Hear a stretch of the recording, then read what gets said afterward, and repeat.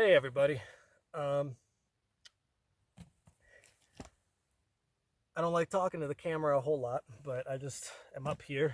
I'm on a hike with my dog. She's over here sleeping in the shade. She might come join us. Layla.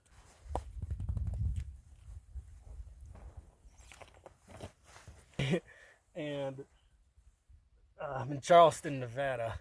There's Mount Charleston itself, the peak. And as high altitudes and reading in a hammock in nature always are prone to do,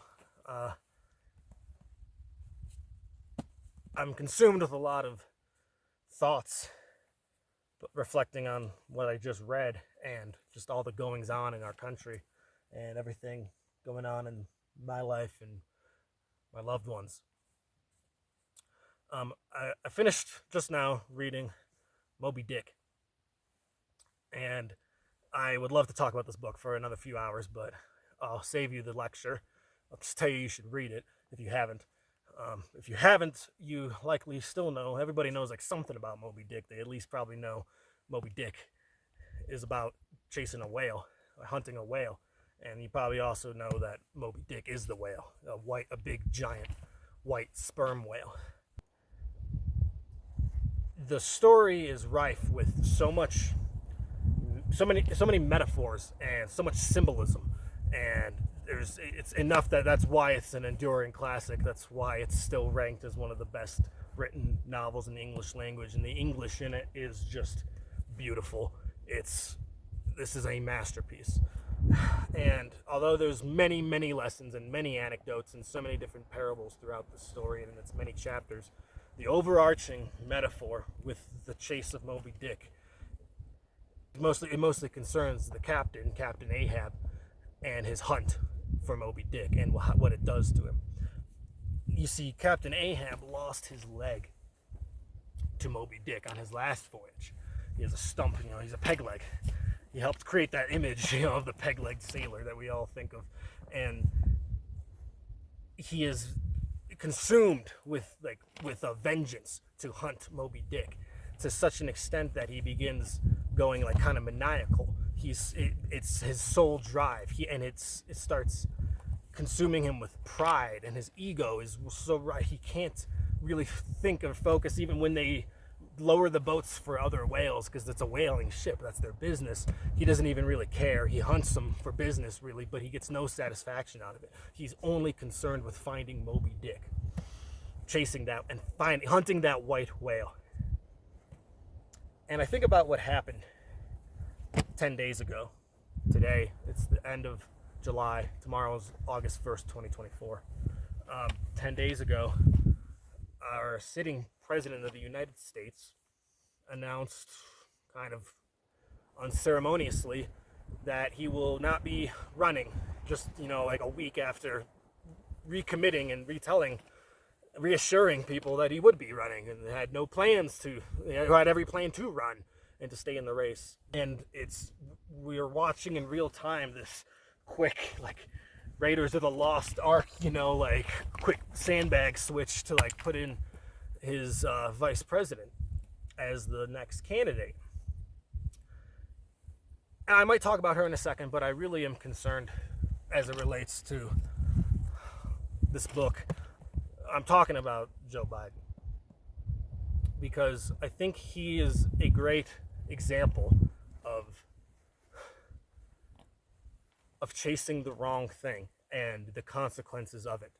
You see, if you know anything about Joe Biden's life, you'll know that if you read into his life at all, he spent decades in the U.S. Senate, and it was very clear, especially if you're a biographer of his life, it's very clear from things he says and all his many, I think it's 4 or 5.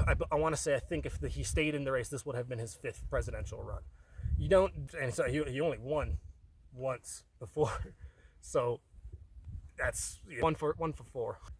You don't do something that much. You don't take that many losses, but keep at it if you aren't determined for it, right? It was very clear he wanted that, and he even through all his changes in policy throughout the years, how he kind of flip-flops on from one issue to another throughout different quick spans of time, really. It's very clear he wanted that from every statement he ever gave and from every lie he ever told.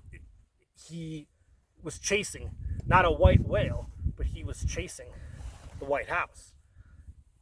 In that way, Joe Biden is Captain Ahab. You see, he didn't lose his leg, but he did lose a son, and I think that certainly had an effect on him. But even then, I think the corruptions of power were already deeply beset within him. And he spent his entire life, really, at least his entire adult life in public service, seeking that seat of power for whatever ends it might grant him. His legacy, wealth, power itself. And he finally got it. He's been president. And you got to think, like, what does he get from it all at the end of the day, at the end of his life, at the end of his days? He will leave the White House in January, presumably, if he makes it that long.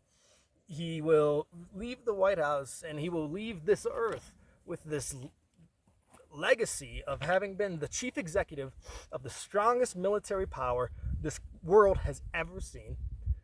He was the commander-in-chief, of the strongest military power. And he will leave that, and his legacy is like being forced out by millions of people, years of bullying, really, to get the arms of power puppeting him, like to relinquish him. Just the term elder abuse, it was like I never even really heard that term ever in my life. I could have considered it as a topic for sure, but I never really heard that term until his presidency. But I have to agree with it. I mean, after a certain point, I really questioned how his family could even put him through the kinds of embarrassment. And I was thinking this back 4 years ago, and we've watched for 4 years this guy get really just trounced on. And if you think he did it through pure altruism, I think, well, there's many people who are well aware of this already, that's, chasing power is an ill-founded pursuit. But it makes me want to look at him and what his legacy will be to history and the pantheon of all American presidents. It makes me want to reflect on my own life and my own ambitions. And then, of course, with everyone around me, the people I know, friends, family, loved ones, and even just people on the tertiary ends of that. I know so many people who are seeking things to me, it's like kind of clearly for the wrong reasons, be it that they're chasing power, or they're chasing wealth, they're chasing women, they're chasing just popularity. And oftentimes it's so obvious to other people, but except to themselves, that I kind of just sometimes want to grab them and just be like, why are you doing this? What is motivating you? And then I want to ask them, what formed the foundations of that belief system that led you to think that what you're doing is right and just that when you get millions of dollars, then you'll be happy. And the story of Moby-Dick has been retold so many times in so many different ways. I relate it to the Great Gatsby. Gatsby thought that if he could just get his hands back on Daisy Buchanan, and if they could just reignite their love once more, he would be happy. He lives in $1 million mansion at a time when very few people lived in mansions in America. And he has made his wealth by ill-gotten means, but he throws illustrious parties. He has it all. He has the cops and the commissioners in his pocket. And he kind of does get the girl. But things don't end greatly for him. And you have to just wonder. I just hope that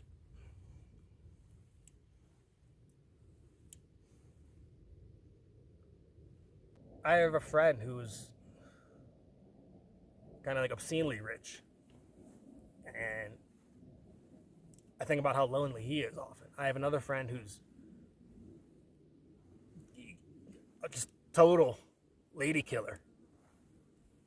But I know that he kind of looks for like deeper love, and he doesn't get it.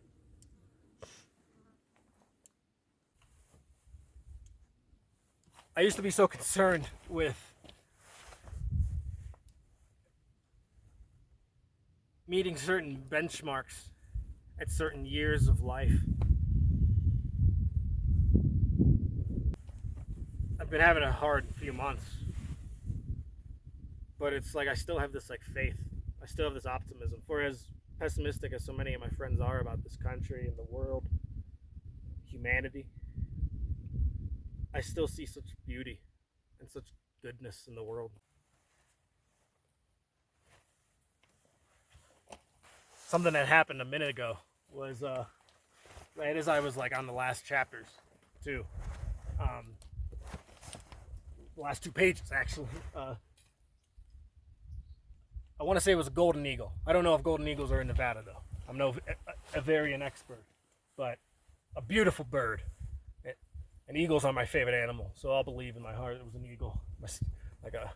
But a beautiful bird landed on the top of that lone dead tree back there, and it just stayed there for a minute. And it startled me. It was just big, had a big wingspan, and it came flopping down, and it just landed right there. And so I looked at it, and it looked right at me. And we had this little exchange. And then I wanted to take my phone out, and just take a picture, but I was like, no, I'm gonna keep this. This is a moment, that's just gonna. It felt very divine. And as I finished the book, I closed it, as I often do, with a nice snap, and it was enough to make the bird leave.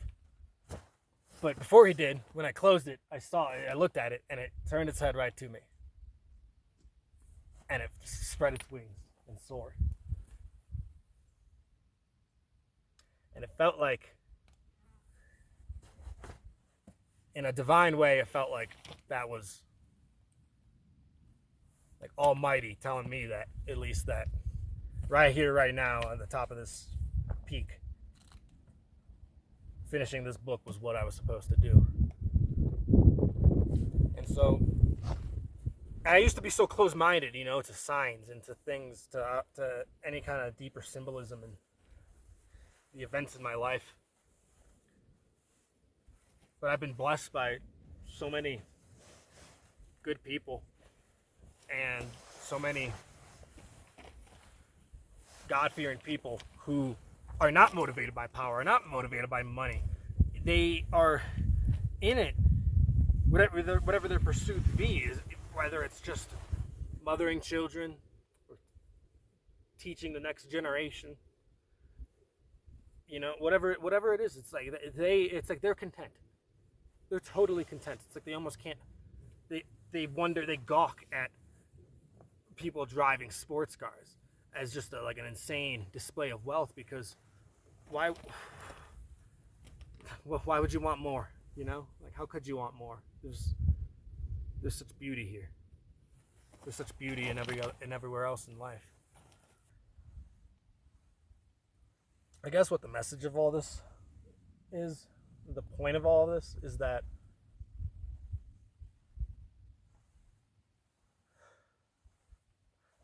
power and wealth, whatever your white whale is, we're all chasing a white whale. We all got an ambition that at one time or another kind of consumes us. If it's being a mother, or even just owning a home, like we have these things but you gotta just consider and just ask yourself, I think, when you get it, if you get it, then what?